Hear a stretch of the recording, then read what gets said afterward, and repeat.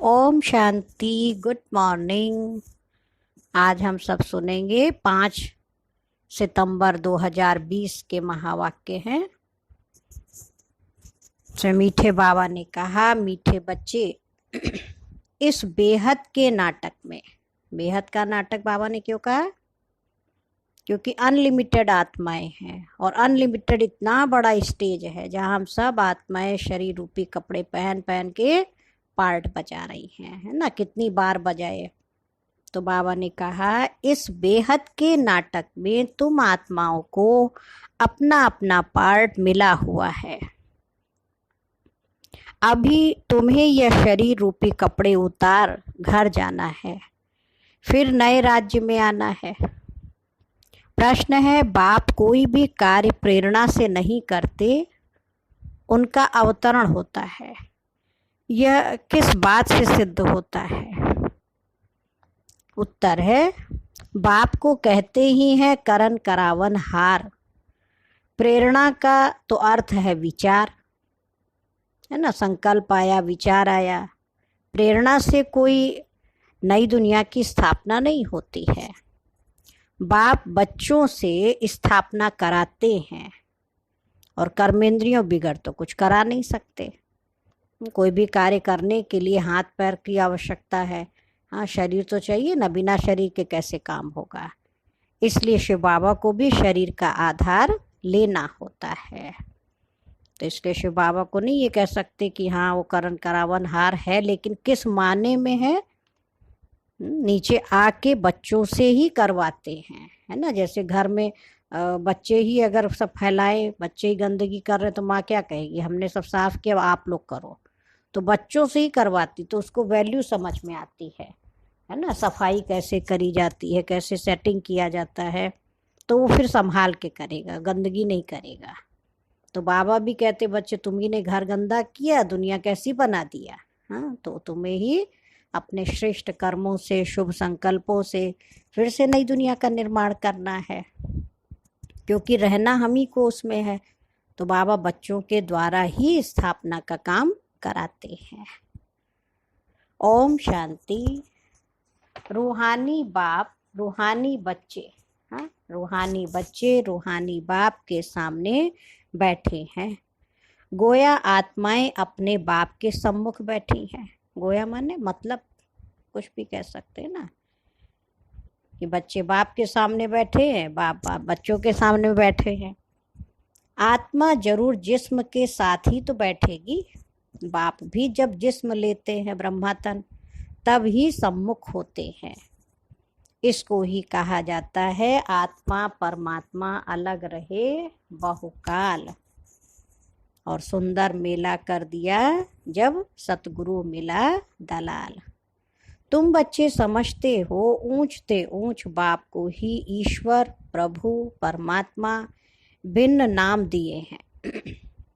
परम पिता कभी लौकिक बाप को नहीं कहा जाता है। सिर्फ परम पिता लिखा तो भी हर्जा नहीं है। परम पिता अर्थात वो सभी का पिता एक है। बच्चे जानते हैं हम परम पिता के साथ बैठे हैं। परम पिता परमात्मा और हम आत्माएं शांति धाम के रहने वाले हैं। यहाँ पार्ट बजाने आते हैं। सतयुग से लेकर कलयुग अंत तक पार्ट बजाया है, तो यह हो गई नई रचना।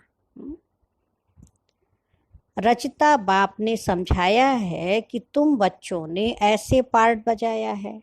आगे ये नहीं जानते थे कि हमने 84 जन्मों का चक्र लगाया है। अभी तुम बच्चों से ही बाप बात करते हैं। जिन्होंने 84 का चक्र लगाया है, सब तो 84 जन्म नहीं ले सकते हैं। यह समझाना है कि 84 का चक्र कैसे फिरता है। बाकी लाखों वर्ष की तो बात ही नहीं है। बच्चे जानते हैं कि हम हर 5000 वर्ष के बाद पार्ट बजाने आते हैं। हम पार्टधारी हैं। ऊंचते ऊंच भगवान का भी विचित्र पार्ट है। ब्रह्मा और विष्णु का विचित्र पार्ट नहीं कहेंगे। दोनों ही 84 का जन्म चक्र लगाते हैं। हाँ, ब्रह्मा विष्णु का दिखाया ना, तो वही ब्रह्मा की आत्मा सतयुग में जाके विष्णु बनी, वही विष्णु फिर ब्रह्मा बने, तो दोनों ही 84 का चक्र लगाते। बाकी शंकर का पार्ट इस दुनिया में तो है नहीं। त्रिमूर्ति में दिखाते हैं स्थापना, विनाश और पालना। चित्रों पर समझाना होता है, चित्र जो दिखाते हो उस पर समझाना है। संगम युग पर पुरानी दुनिया का विनाश तो होना ही है। प्रेरक अक्षर भी रॉन्ग है। हाँ, जैसे कोई कहते हैं आज हमको बाहर जाने की प्रेरणा नहीं आ रही है। प्रेरणा यानी विचार, तो प्रेरणा का कोई अर्थ है ना, कोई अर्थ या नहीं है ऐसा कोई ना। परमात्मा कोई प्रेरणा से काम नहीं करते हैं, ना प्रेरणा से ज्ञान मिल सकता है। तो शिव बाबा को तो कर्तव्य आने का, बाकी ऐसा नहीं कोई प्रेरणा हुई कि चलो चलता हूँ। हाँ, तो ऐसे तो पहले भी हो सकती थी, लेकिन समय पर बाबा को भी आना ही होता है। परमात्मा कोई प्रेरणा से काम नहीं करता, ना प्रेरणा से ज्ञान मिल सकता है। बाप आते हैं इन कर्मेंद्रियों द्वारा पार्ट बजाने, है ना। ब्रह्मा बाबा के तन का आधार लेके शिव बाबा पार्ट बजाने आते। करण करावन हार है ना, कराएंगे बच्चों से। शरीर बिगड़ तो कर ना सके, हाँ, पार्ट भी कैसे बजाएंगे, शरीर द्वारा ही बजाएंगे। इन बातों को कोई भी जानते नहीं है, ना ईश्वर बाप को ही जानते हैं। ऋषि मुनि आदि कहते थे हम ईश्वर को नहीं जानते, ना आत्मा को, ना परमात्मा बाप को, कोई में ज्ञान नहीं है। बाप है मुख्य क्रिएटर, ना आत्मा को जानते, ना परमात्मा बाप को जानते। सारी दुनिया में देखो ज्ञान नाम की चीज नहीं है, ऋषि मुनि ने भी देखो नहीं पहचाना। तो बाबा है मुख्य क्रिएटर, डायरेक्टर, डायरेक्शन भी देते हैं। शिव बाबा डायरेक्शन देते कैसे काम करो, लेकिन करना हम बच्चों को ही है। तो डायरेक्शन कहाँ मिलता है? तो ये बाबा के महावाक्य ज्ञान मुरली, जिसके डायरेक्शन पर हम चले तो सुखी रहें। तो श्रीमत देते हैं। मनुष्यों की बुद्धि में तो सर्वव्यापी का ज्ञान है। तुम समझते हो बाबा हमारा बाबा है, वो लोग सर्वव्यापी कह देते हैं, तो बाप समझ ही नहीं सकते। तुम समझते हो ये बेहद के बाप की फैमिली है। सर्वव्यापी कहने से फैमिली की तो फीलिंग नहीं आएगी ना, हाँ, वो खुशबू नहीं आती है ना। संबंधों में भी तो खुशबू होती है, और जब सर्वव्यापी कह दिया कण में भगवान ने, तो खुशबू काहे की आएगी, आएगी नहीं। उनको कहा जाता है निराकारी शिव बाबा। हाँ, निराकारी आत्माओं का बाबा। शरीर है तब आत्मा बोलती है कि बाबा। बिगर आत्मा शरीर के कैसे बोले? हाँ, आत्मा अकेले भी नहीं बोल सकते और खाली शरीर भी नहीं बोल सकता है। बिगर शरीर तो आत्मा भी बोल न सके। भक्ति मार्ग में बुलाते आए हैं, समझते हैं वह बाबा दुख हरता सुख करता है। सुख मिलता है सुख धाम में, और शांति मिलती है शांति धाम में। यहाँ है ही दुख, यह ज्ञान तुमको मिलता है संगम युग पर। पुराने और नए के बीच बाप आते ही तब हैं जब नई दुनिया की स्थापना और पुरानी दुनिया का विनाश होना है। पहले हमेशा कहना चाहिए नई दुनिया की स्थापना, पहले पुरानी दुनिया का विनाश कहना रॉन्ग है। हाँ? पहले विनाश नहीं कहना, पहले स्थापना हो तब विनाश हो। अभी तुमको बेहद के नाटक की नॉलेज मिलती है। जैसे उस नाटक में एक्टर्स आते हैं तो घर से साधारण कपड़े पहन कर आते, फिर नाटक में आकर कपड़े बदलते हैं, फिर नाटक जब पूरा होता है तो वो कपड़े उतार के घर जाते हैं। नहीं, जैसे बच्ची को डांस करना है तो घर में घर की ड्रेस में आएगी, वहाँ स्टेज पर जब पहुँचेगी फिर अपना ग्रीन रूम में जाके चेंज करती, मेकअप करेगी, सब पहन के फिर डांस किया और वापस जाएगी तो सारा मेकअप भी उतारेगी और कपड़े भी चेंज करेगी। तो आत्मा भी क्या करती है ना, ये शरीर रूपी कपड़े उतार के फिर घर वापस जाती है। तो बाबा कह रहे जैसे उस नाटक में एक्टर्स आते हैं तो घर से साधारण कपड़े पहन कर आते, फिर नाटक में आकर कपड़े बदलते हैं, फिर नाटक पूरा हुआ तो वो कपड़े उतार के घर जाते हैं। तो यहाँ भी तुम आत्माओं को घर से अशरीरी होकर आना होता है और यहाँ आकर ये शरीर रूपी कपड़े पहनते हो। हर एक को अपना अपना पार्ट मिला हुआ है। यह है बेहद का नाटक। अभी यह बेहद की सारी दुनिया पुरानी है, फिर होगी नई दुनिया। वह बहुत छोटी है, एक धर्म है। तुम बच्चों को इस पुरानी दुनिया से निकल फिर हद की दुनिया में, नई दुनिया में आना है, क्योंकि वहाँ है एक धर्म। अनेक धर्म अनेक मनुष्य होने से बेहद हो जाती है। वहाँ तो है एक धर्म, थोड़े मनुष्य हैं। एक धर्म की स्थापना के लिए आना पड़ता है। तुम बच्चे इस बेहद के नाटक के राज को समझते हो कि यह चक्र कैसे फिरता है। इस समय जो कुछ प्रैक्टिकल में होता है उसका ही फिर भक्ति मार्ग में त्योहार मनाते हैं। नंबरवार कौन कौन से त्योहार हैं ये भी तुम बच्चे जानते हो। ऊंचते ऊंच भगवान शिव बाबा की जयंती कहेंगे। वह जब आए तब फिर और त्योहार बने। शिव बाबा पहले पहले आकर गीता सुनाते हैं, अर्थात आदि मध्य अंत का ज्ञान सुनाते हैं, योग भी सिखाते हैं, साथ साथ तुमको पढ़ाते भी हैं। तो पहले पहले बाप आया, शिव जयंती हुई, फिर कहेंगे गीता जयंती, क्योंकि शिव बाबा आते हैं तो ज्ञान मुरली गीता का ज्ञान सुनाते सच्ची सच्ची। तो आत्माओं को ज्ञान सुनाते हैं तो गीता जयंती हो गई। तुम बच्चे विचार कर त्योहारों को नंबरवार लिखो। बाबा क्या होमवर्क दे रहे हैं कि विचार करके नंबरवार त्योहारों को लिखो। इन बातों को समझेंगे भी अपने धर्म के। हर एक को अपना धर्म प्यारा लगता है, दूसरे धर्म वालों की बात ही नहीं है। भल किसको दूसरा धर्म प्यारा हो भी, परंतु उसमें आ न सके। स्वर्ग में और धर्म वाले थोड़ी आ सकते हैं। झाड़ में बिल्कुल साफ दिखाया, कल वृक्ष का चित्र है ना, तो उसमें दिखाया है कि नीचे जो तना है, सबसे नीचे तो जड़ है, तो मम्मा बाबा ब्राह्मण बच्चे सब बैठे हुए तपस्या कर रहे। फिर सतयुग आया, फिर त्रेता युग आया, तो पूरा मोटा तना है। फिर ऊपर जब झाड़ बढ़ता है तब फिर और धर्म पिताएं आए तो झाड़ बढ़ता गया। तो सतयुग में केवल देवी देवताओं का ही राज्य होता, और धर्म वाले नहीं आ सकते। बाबा कहते झाड़ में देखो बिल्कुल क्लियर लिखा हुआ है।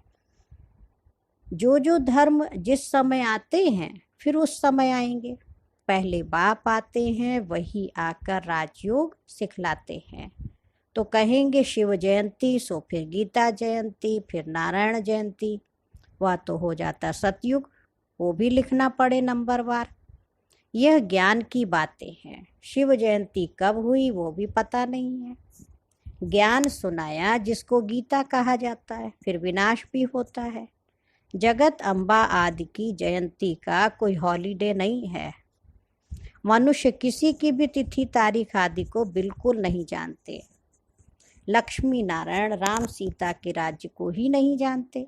2500 वर्ष में जो आए हैं उनको जानते हैं, है ना। द्वापर युग के बाद जो आए उनकी हिस्ट्री है, परंतु उनसे पहले जो आदि सनातन देवी देवता थे उनको कितना समय हुआ कुछ नहीं जानते। 5000 वर्ष से बड़ा कल्प तो हो न सके। आधा तरफ तो ढेर संख्या आ गई, बाकी आधा में इनका राज्य। फिर जास्ती वर्षों का कल्प हो कैसे सकता। 84 लाख। हाँ, बाबा कह रहे ये भी नहीं हो सकता। 84 लाख जन्म में भी नहीं हो सकते हैं ना। वो लोग समझते कलयुग की आयु लाखों वर्ष है। मनुष्यों को अंधियारे में डाल दिया। कहाँ सारा ड्रामा 5000 वर्ष का, और कहाँ सिर्फ कलयुग के लिए कहते कि अभी 40,000 वर्ष शेष है। जब लड़ाई लगती है तो समझते हैं भगवान को आना चाहिए, लेकिन भगवान को तो आना चाहिए संगम युग पर, है ना। जब कलयुग जा रहा है, सतयुग आ रहा है। आवश्यकता के समय ही देखो भगवान आते हैं ना, पहले आवे तो भी कोई सुनेगा नहीं। अभी अति हो रही दुख की, तो हर एक को जरूरत है परमात्मा की। तो बाबा कह रहे शिव बाबा को आना चाहिए संगम पर। महाभारत लड़ाई तो लगती ही है संगम युग पर। बाप कहते मैं भी कल्प कल्प संगम युग पर आता हूँ। बाप आएंगे नई दुनिया की स्थापना, पुरानी दुनिया का विनाश कराने।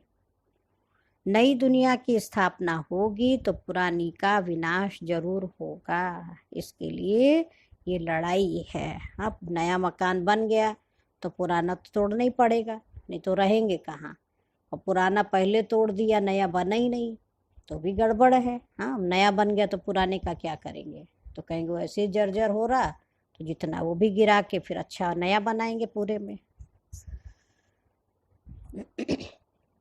तो बाबा कह रहे इसमें, इसके लिए ही ये लड़ाई है। बाकी इसमें शंकर के प्रेरणा आदि की तो कोई बात ही नहीं है। अंडरस्टूड है ना, पुरानी दुनिया खलास हो जाएगी। मकान आदि बाबा कह रहे मकान आदि तो अर्थक्वेक में सब खलास हो जाएंगे, क्योंकि नई दुनिया चाहिए। नई दुनिया थी जरूर, दिल्ली पर स्थान थी, जमुना का कंठा था, लक्ष्मी नारायण का राज्य था। चित्र भी हैं, लक्ष्मी नारायण को स्वर्ग का ही कहेंगे। तुम बच्चों ने साक्षात्कार भी किया है कि कैसे स्वयंवर होता है। ये सब पॉइंट्स बाबा रिवाइज कराते हैं। अच्छा, पॉइंट्स याद नहीं पड़ती हैं तो बाबा को याद करो। कई कहते हैं हम इतना मुरली पॉइंट याद नहीं रहती, भूल जाते हैं। तो बाबा कहते हैं शिव बाबा को तो याद कर सकते हैं ना, तो बाबा को याद करो। बाप भूल जाता है तो टीचर को याद करो। टीचर जो सिखलाते हैं वह भी जरूर याद आएगा ना। टीचर भी याद रहेगा, नॉलेज भी याद रहेगी। उद्देश्य भी बुद्धि में है, याद रखना ही पड़े, क्योंकि तुम्हारी स्टूडेंट लाइफ है ना। यह भी जानते हो जो हमको पढ़ाते हैं वो हमारा बाप भी है। लौकिक बाप कोई गुम नहीं हो जाता है, वो भी रहता है। देखो, शरीर के माता पिता अपने हैं, यह आत्मा का पिता है। लौकिक, पारलौकिक और फिर ये है अलौकिक। इनको कोई याद नहीं करते। लौकिक बाप से तो वर्षा मिलता है, अंत तक याद रहती है। शरीर छोड़ा फिर दूसरा बाप मिलता है। जन्म बाई जन्म लौकिक बाप मिलते हैं। पारलौकिक बाप को भी दुख व सुख में याद करते हैं। बच्चा मिला तो कहेंगे ईश्वर ने बच्चा दिया। बाकी प्रजापिता ब्रह्मा को क्यों याद करेंगे? इनसे कुछ मिलता थोड़ी है, इनको अलौकिक कहा जाता है। ब्रह्मा बाबा से नहीं कुछ मिलता, क्योंकि ब्रह्मा बाबा ने तो अपनी प्रॉपर्टी खुद ही शिव बाबा को विल कर दिया, तो ब्रह्मा बाबा नहीं देते। लेकिन ब्रह्मा के द्वारा शिव बाबा हम बच्चों को सुख, शांति, आनंद, खुशी, पवित्रता की प्रॉपर्टी देते हैं। तुम बच्चे जानते हो हम ब्रह्मा द्वारा शिव बाबा से वर्षा ले रहे हैं। जैसे हम पढ़ते हैं यह रथ भी निमित्त बना हुआ है। बहुत जन्मों के अंत में इनका शरीर ही रथ बना है, और रथ का नाम भी तो रखना पड़े। तो बाबा ने रथ का नाम क्या रखा? प्रजापिता ब्रह्मा। ये है बेहद का सन्यास। रथ कायम ही रहता है, बाकी का ठिकाना नहीं है। चलते चलते फिर भागंती हो जाते हैं। केवल ब्रह्मा का ही रथ जो है, ब्रह्मा बाबा ही लास्ट तक चले। और कई बच्चे देखो बीच में भाग गए बाबा का ज्ञान सुनते सुनते। अब ये रथ तो मुकर्रर है, ड्रामा अनुसार इनको कहा जाता है भाग्यशाली रथ। तुम सबको भाग्यशाली रथ नहीं कहेंगे। भाग्यशाली रथ एक का माना जाता है, जिसमें बाप आकर ज्ञान देते हैं, स्थापना का कार्य कराते हैं। तुम भाग्यशाली रथ नहीं ठहरे, तुम्हारी आत्मा इस रथ में बैठकर पढ़ती है। आत्मा पवित्र बन जाती है, इसलिए बलिहारी स्तन की है जो इसमें बैठ शिव बाबा पढ़ाते हैं। तो ये अंतिम जन्म बहुत वैल्यूबल है, फिर शरीर बदल कर हम देवता बन जाएंगे। इस पुराने शरीर द्वारा ही तुम शिक्षा पाते हो, शिव बाबा के बनते हो। तो ये भी तो वैल्यूबल हो गया ना, भगवान का ये हाँ माध्यम बना। इस समय हम बच्चे इसी रथ से बाबा का ज्ञान सुनते पढ़ते। बाकी भाग्यशाली रथ केवल एक ब्रह्मा बाबा का, लेकिन हम सब बच्चे भी भाग्यशाली तब बनते जब हम शिव बाबा को पहचानते, पढ़ाई पढ़ते। नहीं तो पहले हमारी जीवन कैसी थी, वर्थ नॉट ए पैनी थी, अनाकौड़ी जैसी। और बाबा बना रहे हैं वर्थ पाउंड अर्थात हीरे तुल्य। जितना पढ़ेंगे उतना ऊंच पद पाएंगे। बाप ने समझाया है याद की यात्रा है मुख्य। इनको ही भारत का प्राचीन योग कहा जाता है, जिससे तुम पतित से पावन बनते हो। स्वर्गवासी तो सब बनते हैं, फिर है पढ़ाई पर मदार। सारा आधार पढ़ाई पर।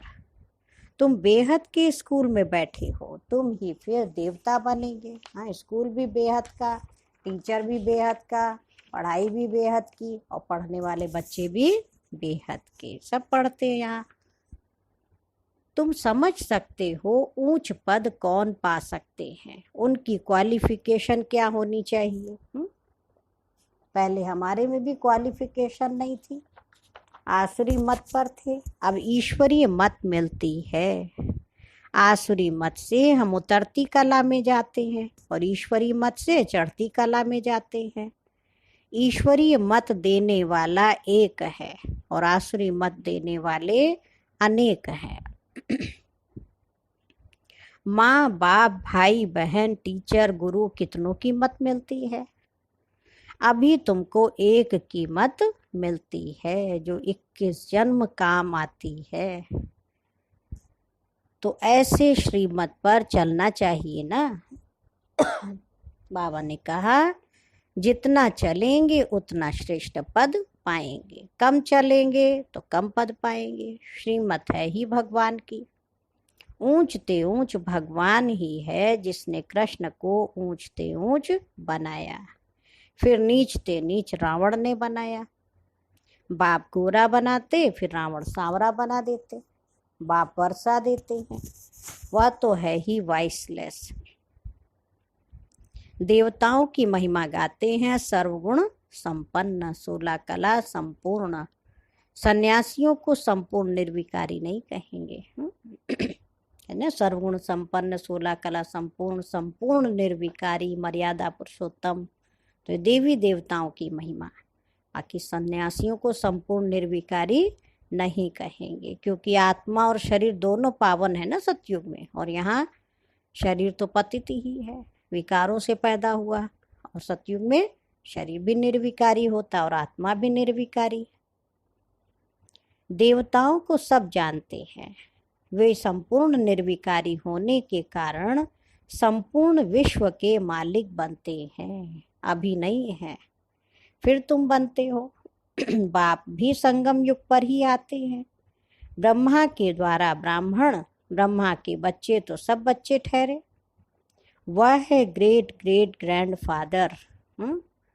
बोलो प्रजापिता ब्रह्मा का नाम नहीं सुना है। परम पिता परमात्मा ब्रह्मा द्वारा ही सृष्टि रचेंगे ना। ब्राह्मण कुल है। ब्रह्मा मुख वंशावली भाई बहन हो गए। यहाँ राजा रानी की बात नहीं है, ये ब्राह्मण कुल तो संगम का थोड़ा समय चलता है। राजाई न पांडवों की है न कौरवों की है। दोनों को राजाई नहीं मिली, राजाई मिलती देवी देवताओं को। अच्छा, बाबा ने कहा मीठे मीठे सिक्की लधे बच्चों प्रति मात पिता बाप दादा का याद प्यार और गुड मॉर्निंग। रूहानी बाप की रूहानी बच्चों को नमस्ते। हम रूहानी बच्चों की रूहानी मात पिता बाप दादा को याद प्यार नमस्ते और गुड मॉर्निंग। शुक्रिया बाबा, शुक्रिया, बेहद दिल से मीठे बाबा का शुक्रिया। धारणा के लिए मुख्य सार है 21 जन्म श्रेष्ठ पद का अधिकारी बनने के लिए सब आसुरी मतों को छोड़ एक ईश्वरीय मत पर चलना है, संपूर्ण वॉइसलेस बनना है ना, संपूर्ण निर्विकारी बनना, बाबा की ईश्वरीय मत पर चलना है। सेकंड पॉइंट है इस पुराने शरीर में बैठ बाप की शिक्षाओं को धारण कर देवता बनना है। यह है बहुत वैल्यूबल जीवन, इसमें वर्थ पाउंड बनना है, हीरे तुल्य बनना है। बाबा का वरदान है सर्व संबंधों के सहयोग की अनुभूति द्वारा निरंतर योगी सहज योगी भव। बाबा ने कहा हर समय बाप के भिन्न भिन्न संबंधों का सहयोग लेना अर्थात अनुभव करना ही सहज योग है ना। बाबा से विभिन्न संबंध जो है ना दुनिया के, वो भगवान से जोड़ें। बाप कैसे भी समय पर संबंध निभाने के लिए बंधे हुए हैं। सारे कल्प में अभी ही सर्व अनुभवों की खान प्राप्त होती है, इसलिए सदा सर्व संबंधों का सहयोग लो और निरंतर योगी सहज योगी बनो, क्योंकि जो सर्व संबंधों की अनुभूति व प्राप्ति में मगन रहता है वह पुरानी दुनिया के वातावरण से सहज ही उपराम हो जाता है। और आज का स्लोगन है सर्व शक्तियों से संपन्न रहना, यही ब्राह्मण स्वरूप की विशेषता है। सर्व शक्तियाँ कौन सी हैं? अष्ट शक्तियाँ जो बाबा हम बच्चों को देते हैं, बाबा ने कहा उससे संपन्न रहना ही ब्राह्मण स्वरूप की विशेषता है। और आज आदरणीय प्रकाश मणि दादी जी की शिक्षाएं हैं। दादी ने कहा कि जरा भी मूड ऑफ करने की आदत ना हो। मूड ऑफ माना ऑफ, उसे प्रेम की ऑफर मिल नहीं सकती। जहाँ दिव्यता है वहाँ मान अपमान का सवाल समाप्त हो जाता है। जहाँ मांगते हो कि मान मिले वहाँ वो दूर हो जाता है। हम राजाओं के राजा हैं, हम कभी मांग नहीं सकते। राजा कभी नहीं कह सकता कि ये चपरासी मेरी इज्जत गंवाता है। राजा का तो ऑर्डर चलता है। तो अपने आप से पूछो, मैं राज्य अधिकारी हूँ या मैं अपने चपरासियों के अधीन हूँ? तो खुद की चेकिंग खुद ही करना है। नेक्स्ट है हम सब दिलाराम बाप के दिल वाले बच्चे हैं। जब दिलाराम को दिल दे दी तो फिर कोई देहधारी आकर्षित कैसे कर सकता? वंडर लगता है ना। किसी भी तरफ आकर्षित होना माना दिल बेकू बनना, दिल बेच दिया। बाबा ने बच्चों को शरीर निर्वाह करने के लिए छुट्टी दी है, गंदे चित्र देखने, नॉवेल्स आदि पढ़ने की छुट्टी नहीं दी है। कई कहते दिल उदास होती है तो पढ़ लेता हूँ। तो बाबा क्या कहते, पढ़ोगे देखोगे तो फिर जरूर बुद्धि को वो डिस्टर्ब करेगा। तो ऐसी कोई नॉवेल भी ना पढ़े, ना ऐसा कोई चित्र देखे जो मन हमारा खराब हो। अच्छा, ओम शांति, ओम शांति, ओम शांति।